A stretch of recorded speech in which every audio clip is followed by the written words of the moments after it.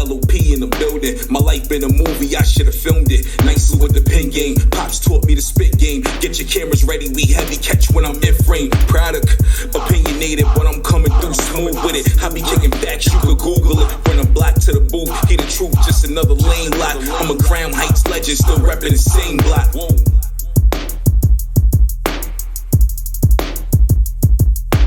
You are now listening to the Life of Produk podcast.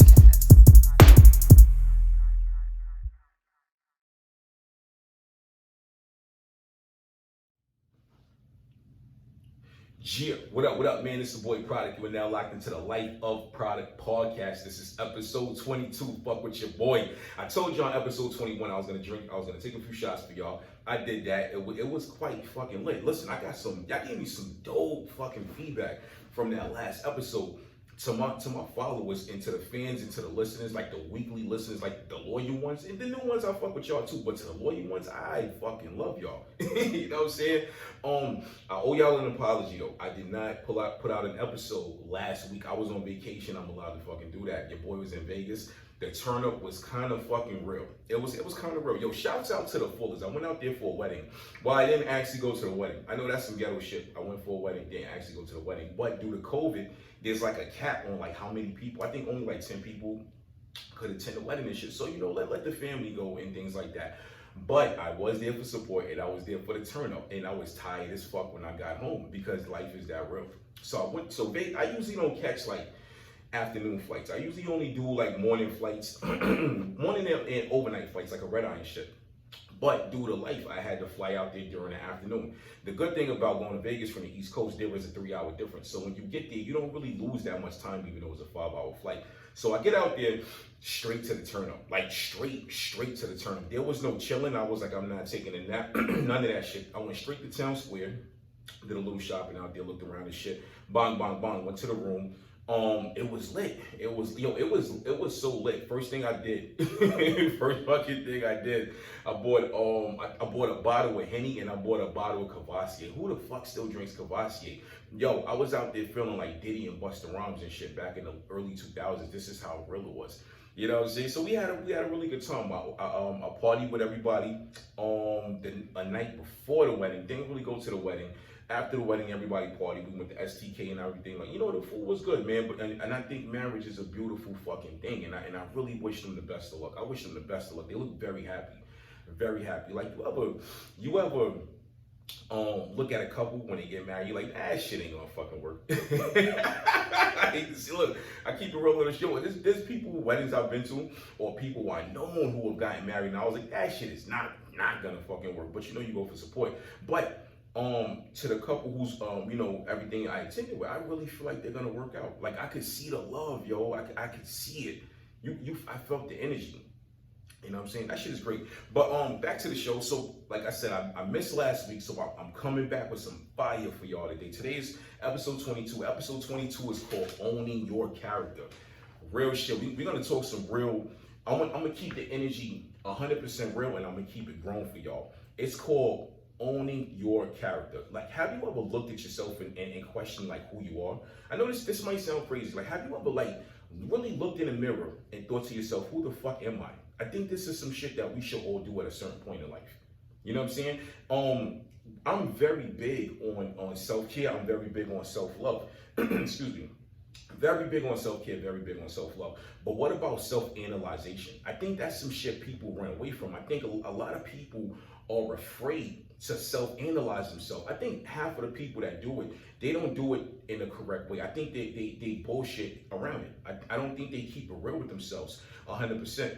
And since a lot of people don't do it, or they don't keep it 100% with themselves, they kind of stay stagnant in who they are. I think they stunt their own growth as a person because they don't want to keep it real with themselves. Yo, it takes a lot of maturity to really analyze yourself. It takes a lot of maturity to get to the point where you are owning your character. It's not easy. For you to own your character, it's going to take heartbreak, it's going to take heartache, it's going to take failure to get to the point where you own your character. It's going to take levels of embarrassment to own your character, because you might get to a point where you think you own your character and you fucking don't. Somebody's going to read you, or somebody's going to put you in your place. You know what I'm saying? You have to be mature enough to get to the point where once somebody tries to put you in your place, you step on them like, fuck out, you're a fucking insect. That's what you have to do. And you know what? A lot of y'all that listen to the show, you guys will remember what I'm about to tell y'all. Life changes every 10 years. And I've said this, I think maybe about 2 or 3 times on the show. Your life is gonna change every 10 years. You are not the same person. Once you hit 10 years old, you're not that little kid no more. You're not a toddler no more. Once you hit 20 years old, you are not a 10-year-old. You're able to vote. You're able to get inside establishments you couldn't get in as a minor. You are out of high school. You know what I'm saying? Hopefully you're in college or you're working or something, or you're working on yourself, things like that.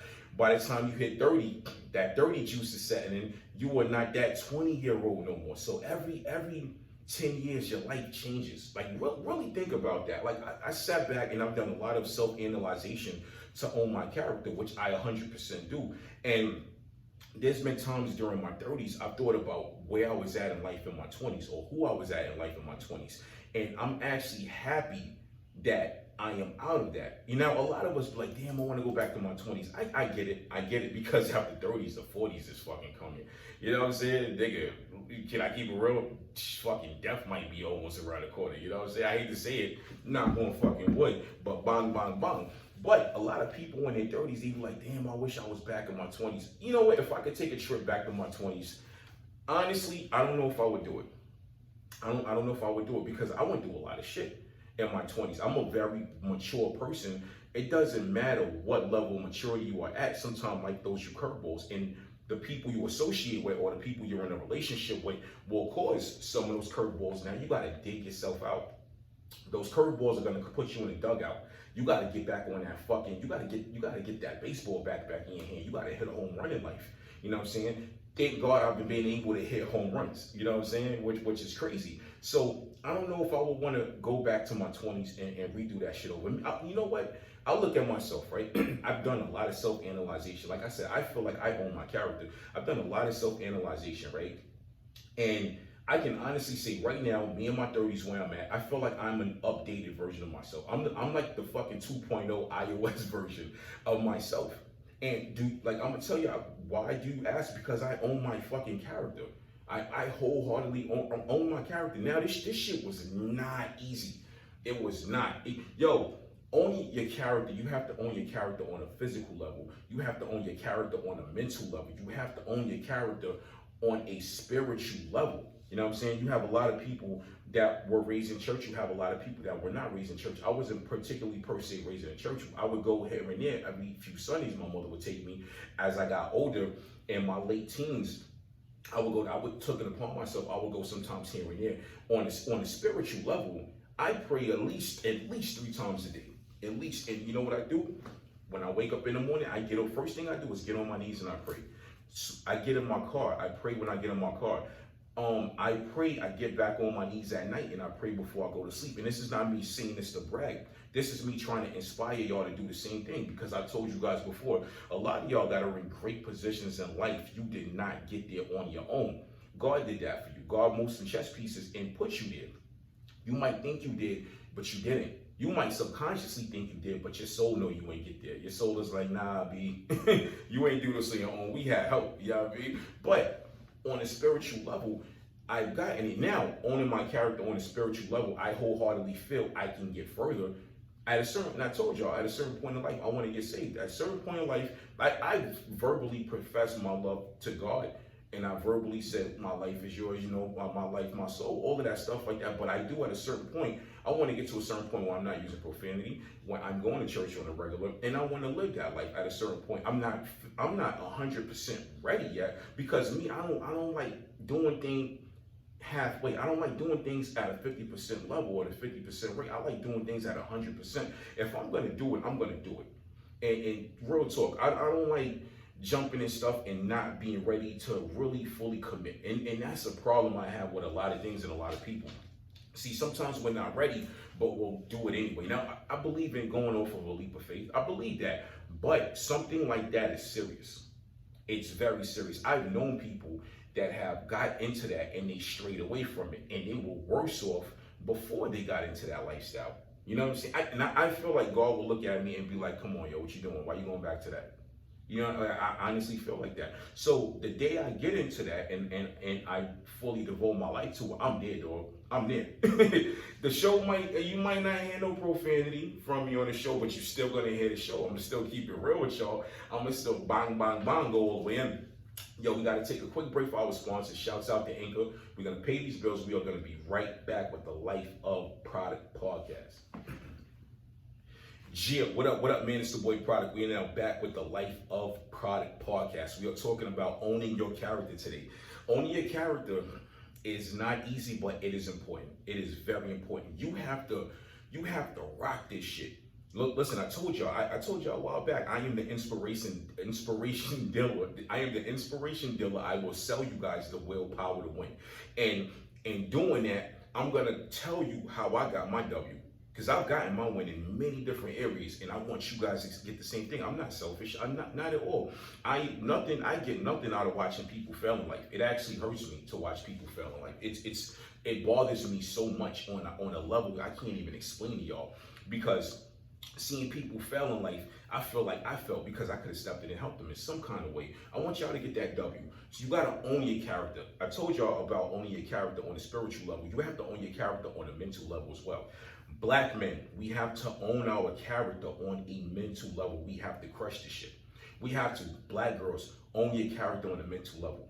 Stop looking at videos and thinking you gotta have the fattest booty out here. Stop looking at videos thinking you gotta have the straightest hair. Stop looking at videos and Instagram thinking you gotta go get your body cut up because you wanna be beautiful. You already are beautiful. You already are. Stop thinking that. Black men that want to be rappers, stop thinking that you got to go out here and get street credibility. You could be a backpack rapper. Stop getting out here thinking that you got to start beefing, you got to clout chase to make it in the industry. You don't have to do that. You do not. See, a lot of us black men, we're already looked at as threats. We all looked at as threats. Look, I'm not the tallest dude in the world, but I'm kind of brolic. I'm 232 pounds. You know what I'm saying? I got really big fucking arms. I got really big fucking shoulders. I have really big fucking hands. You know what I'm saying? So at the end of the day, when people see me, sometimes people get afraid. They get afraid of me. People, but then you have people, the ones that's not afraid. I get the overly cocky people. I get the overly cocky people that once they hear me speak and they hear like a certain sense of intelligence when I talk, they want to try to verbally go above me or mentally go above me and try to demean me. They want to try to bring me down. It's not fucking happening. It's not happening. I'm too headstrong for that. I am too headstrong for that. Black men, we have to own our character. Sometimes owning our character means we have to behave. Stop going out and sleeping with the whole hood. Don't stop slinging community dick. We have to own our character. You have to have character to own your character. And some of y'all might not like the shit that I'm saying. I know it sound cool when you busting down multiple chicks at one time, but at a certain point you're getting older. When is it gonna stop? I'm not saying stop, go get married tomorrow. That's not what I'm saying. But what I'm saying is you have to have character. You have to carry yourself with character. Once you carry yourself with character, other people are gonna recognize that you have character. Own that shit. Fucking own it. You know, as a black man, you know, we carry a different set of rage that other men carry. We do. I'm not saying other men don't get crazy, other men from different backgrounds, but us black men, I feel like a lot of things trickle down in our DNA. And I'm gonna tell y'all why. So I was telling somebody, you know, a lot of us argue and we debate about racism. And some people say, oh, it all starts in the home. Oh, I agree, it starts in the home. But I feel a lot of things like racism and things like that, I feel like shit is genetic. I feel like it's genetic. You know what I'm saying? And y'all might think I'm crazy, but I feel like a lot of that, pain is genetic. Racism is genetic. Pain is genetic. A lot of us black men that have pain in our hearts, we have anger in our hearts, we have anger in our minds. A lot of that shit come from our ancestors being whooped in fucking cotton fields in the blazing fucking heat for years. A lot of it has to do with post-slavery when our ancestors or our great-great-grandparents and shit was told they couldn't eat in certain restaurants and drink from certain water fountains. You know what I'm saying? A lot of us have roots in South Carolina. On my mother's side of my family, they was from South Carolina. I would go to South Carolina as a kid, and I would sit and really listen to the older folks, and they would tell us about how they would have to sit on their porches with shotguns at night because the KKK would come through there. That pain is in us. It's fucking in us. Why you think black men, we get mad so fast? We throw shit. We curse. We yell. That pain is in us. Now, a lot of us have seen it in our households, and I am not disputing that. I am not disputing that. But that pain is genetic, and it trickles down, and that shit, it went from our grandparents to our parents to us. It's gonna go to our kids if we don't own our character. We need to learn how to behave. We need to learn how to say, all right, you know what? You pissed me off today, my G, but I'm not gonna fight you. I'm not gonna swing on you. I'm gonna come back and talk to you tomorrow. We have to own this shit. We have to put a fucking stamp, trademark the fuck out of it, and own this shit, yo. We have to mentally establish copyrights on our character. We have to look at ourselves, and we have to say, you know what? It's time for me to change my thinking. You know what I'm saying? It's time for me to change my thinking. Let me stop thinking about hitting a lick. Let me go back to school. Let me get a certification. Let me go get a job and work there for 10 years and build my resume. Let me show consistency. Show fucking consistency. Do that shit, my G. Own your character. And like I said, there's multiple ways to own your character. Spiritually, mentally, you have to physically own your character. Yo, at a certain point in life, man, listen, and no offense to nobody, at a certain point in life, you got to get your ass the fuck up and do something. Get the fuck up. Get up. On a personal level, let me talk to y'all about some of the things I went through. So, I was a fat kid growing up. You know what I'm saying? I was a fat, but I went from being a happy fat kid to a sad, angry fat kid. You know what I'm saying? Aside from the personal shit going on in my house, my mother, my father arguing, it was like an every fucking day thing, or every weekend, every holiday thing. But true shit. When I was born, I was slim. I was a slim kid when I was born. I was not a fat baby. When I was 6 in the first grade, going on 7 in the second grade, going from first grade to second grade. I remember it like it was yesterday. I got fucking fat. You know why I got fat? Because my mother was this delicious fucking cook. All the food was delicious. And I was at home playing Nintendo over that summer break every fucking day, eating fried chicken. And she would, hey, you hungry, baby? Hell yeah, I'm fucking hungry. Shut that shit up. You know what I'm saying? I got fat. I got fat. I went back to school. It was like, damn, like you looking like it's 2 of y'all now. Yo, I was not happy. Mind you, in my household, there was no, oh, you getting fat, get the fuck. It was none of that shit. There was, even though my parents argued every day, they still loved me. So I never got the, oh, you need to lose some weight, get your baby. No, they never talked to me like that. So when I got to school, I didn't understand, like, why the fuck are these kids looking at me like that? But in society, if you quote unquote don't look perfect to everybody, you're the enemy. They're gonna make fun of you. You're gonna be the joke of the day. You're gonna be the kid in class they pick on. So for years, on the physical level, I was not happy with myself.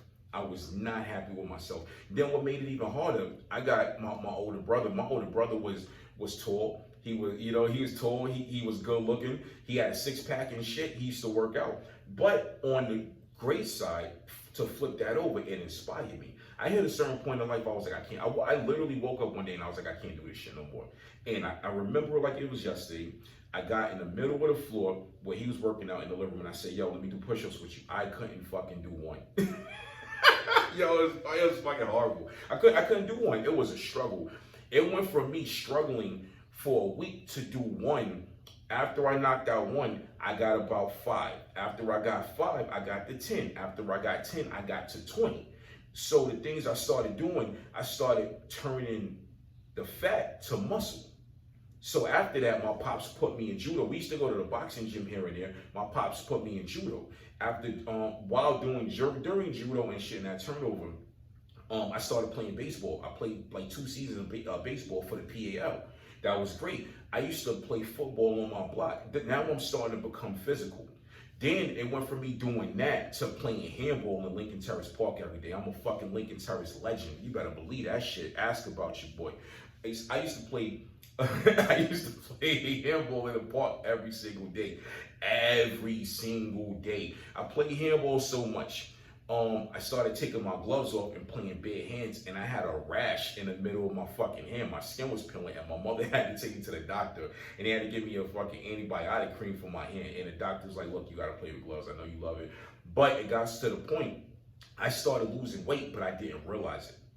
I didn't realize it because in my mind, I was still that fat kid. See, I didn't own my character. I didn't. I was still that fat kid. I owned my character. I started owning my character on a spiritual level because years ago, my mother sat me down when I was a child and she was like, and she put me on my knees and said, we're gonna pray together. I had one of those mothers. She put me on my knees. She said, come on, every night now, you're gonna pray before you go to bed.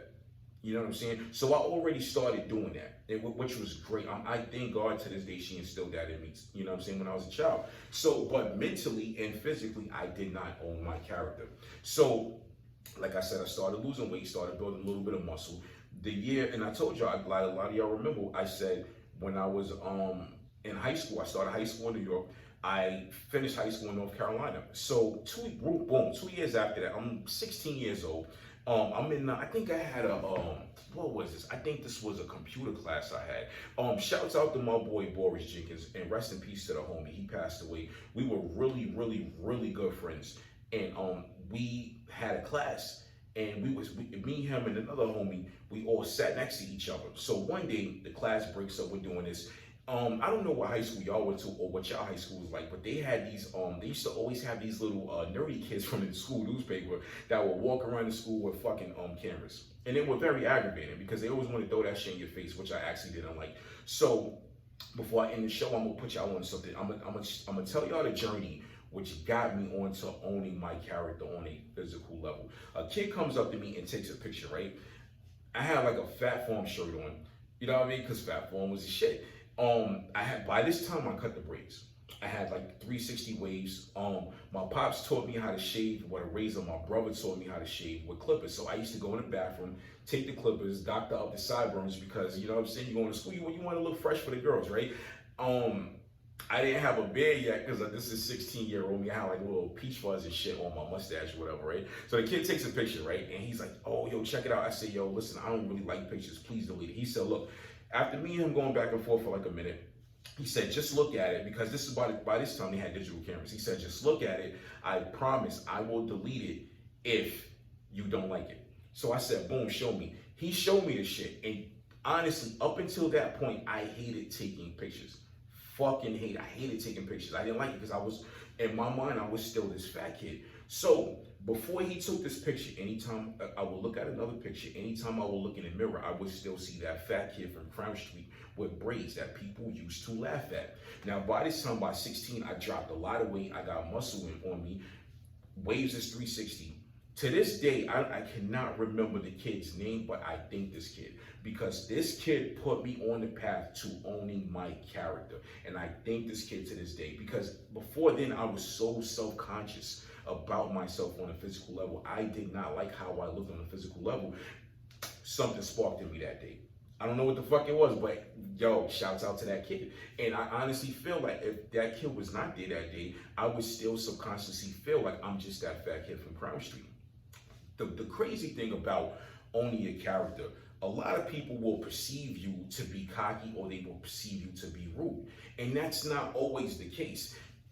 A lot of us people that own our character, we speak with a different set of confidence that other people do not have. They don't have it. You know what I mean? It's not my fault that you don't have it or you don't understand it, but we are very confident in who we are. We are confident in what we will be, and we are confident in where we are in life right now. And people have to understand that. And that's the drawback to it. People will not like you because they will feel like you're overly talking yourself or boom, boom, boom. But why is that? I just fucking love myself that much. I am. Right now, I own the fuck out of my character. I do. I own the fuck out of my character. I love who I am. I'm not perfect. I am far from perfect. I got days where I just want to throw some shit. You know what I'm saying? I have days where I say to myself, you know what? I'm over everything. Leave me alone. But overall, on the full spectrum, I love who I am. I own my fucking character. And I want y'all to do the same thing. I want y'all to do the same thing. To the ladies out there with 2-3 kids, you got stretch marks. Fuck them stretch marks. Own your character. Look at that shit and say, I'm going to put these waist beads over this shit anyway. Own your character. To the men out there, to the young boys out there in particular, you know, the ones that's not tall, you get laughed at, you got weight on you. Fuck, so the fuck what? So the fuck what? Own your character. You better wear that shit proudly. You know what I'm saying? Better walk your jolly ass in that classroom and sit down like ain't nobody fucking with me today, because I own my character. I love myself. To the men and the women that are getting older, you're starting to see gray hairs and shit like that. Guess what? That shit is wisdom. You're making it. We're in a pandemic. People ain't even, look how many people passed away between last year and this year. Own your character. Fucking own your shit and rock out. It's your boy Produk, the fucking inspiration dealer. This was episode 22. I'm out, baby. Yeah.